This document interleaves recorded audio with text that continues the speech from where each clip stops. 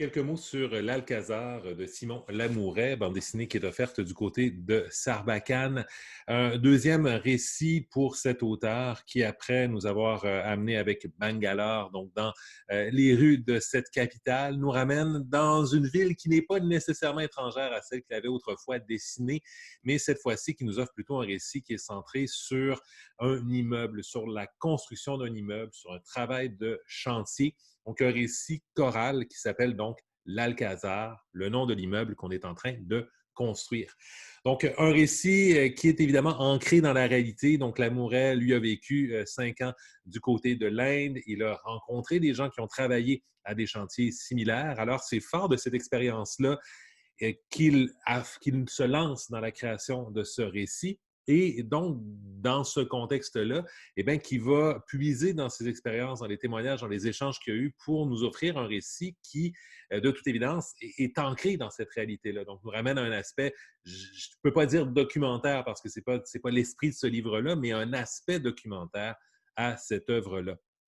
Je disais un récit choral également tantôt, puisque Lamouret fait le choix de mettre de l'avant l'immeuble et sa construction comme le cœur du récit. Et donc, il devient un récit mouvant où on suit différents personnages, mais où il n'y a pas, a priori, de personnage principal en tant que tel qui se retrouve au cœur du récit. Donc oui, il y a des personnages qui sont là un peu plus, il y a des personnages auxquels on peut s'attacher, des histoires qui résonnent particulièrement, mais l'histoire de l'Alcazar, c'est d'abord et avant tout l'histoire de l'immeuble. Et donc cet immeuble-là, on le voit un peu à travers le travail d'ouvriers qui ne sont pas nécessairement très qualifiés, qui viennent des villages vers la ville pour se bâtir une nouvelle vie, pour se trouver du travail. On les voit à travers le travail d'un contremaître qui essaie de faire sa place, qui est pas nécessairement très sympathique, un peu vautour à certains égards, à travers le gestionnaire du chantier qui, lui, a hérité de tout ça, hérité d'une affaire qui marche, qu'il essaie de préserver, à travers un ingénieur qui est en cours de formation, qui cherche un peu sa place à l'intérieur de chantiers comme ça. Donc, vraiment, je reviens au terme, et c'est vraiment un récit choral où chaque personnage est amené quand même de façon intelligente, de façon fine, de façon réaliste, et où, justement, l'auteur quand même se contraint dans la quantité de personnages pour s'assurer justement que chacun ait l'espace suffisant pour vivre, pour évoluer, pour progresser, pour nous offrir un récit dans lequel on va être en mesure de se reconnaître ou à tout le moins de comprendre d'où il vient, comment il chemine, quel impact il va avoir un peu là-dessus.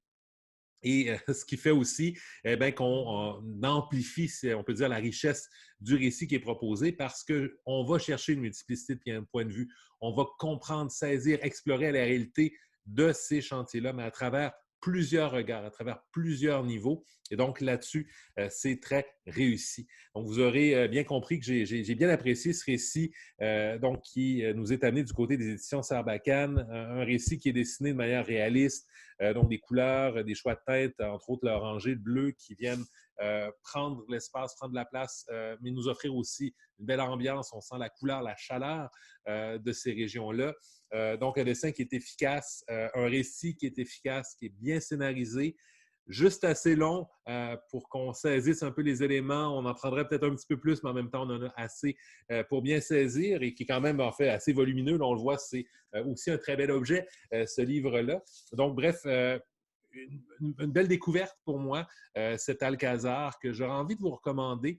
Donc, pour son côté documentaire, pour cette valeur-là, justement, de nous faire découvrir, appréhender une réalité qu'on a peu l'occasion d'explorer à travers le médium BD, et pour voir et découvrir un auteur qui, d'un point de vue scénaristique, réussit justement à bien maîtriser son récit choral, à bien le garder centré sur la construction, sans jamais justement perdre l'aspect affectif pour qu'on tombe dans une lecture qui pourrait être purement contemplative. Donc, bref, une belle recommandation, l'Alcazar de Simon Lamouret, c'est chez Sarbacane.